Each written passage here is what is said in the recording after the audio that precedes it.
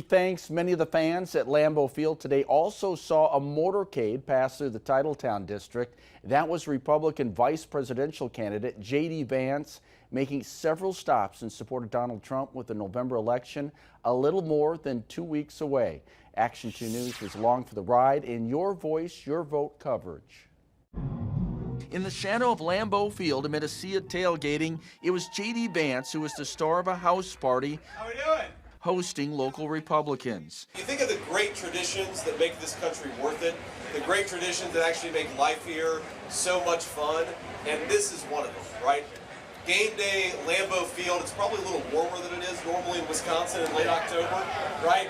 But I really think that unless we get out there, work our tails off, and make Donald Trump the next president, the traditions that make this country great, that's what the next administration is going to go after. His arrival here came just after another visit to Kroll's West, where Vance took time to serve up a few beers, pose for pictures, and sign autographs. What percentage of the fans today are going to vote for Donald Trump? Workers tell us Vance also spent time in the back helping the kitchen staff flip burgers. It's a nice surprise. A very nice surprise. We started seeing Secret Service, so had a good idea somebody was coming in.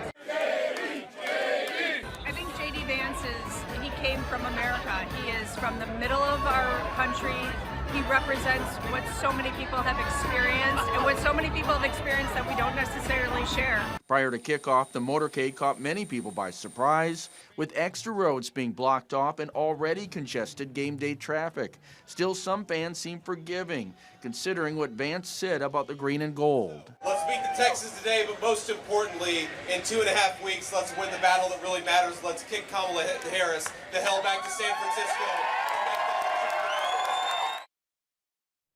Vance also made a third stop today at the Northland Hotel, but his staff would not reveal any details about that visit. After leaving Green Bay, Vance held a rally tonight in Waukesha.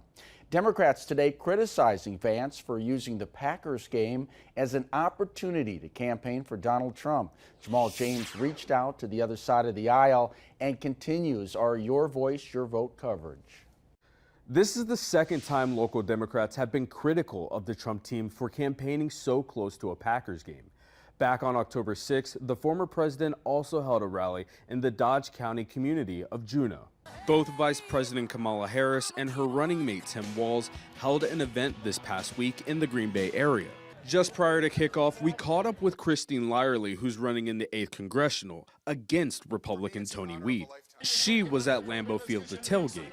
However, she also took time to comment on J.D. Vance campaigning in the area. When I'm knocking on doors and having conversations with people, one of the biggest things they tell me is they just want this to be over. They want a government that works for them. They want a secure border. They want an economy that works for them. It's not happening right now. We can make that happen, but we don't do it on Packer Sunday. Harris will be back in Wisconsin Monday for an event with Liz Cheney in Waukesha.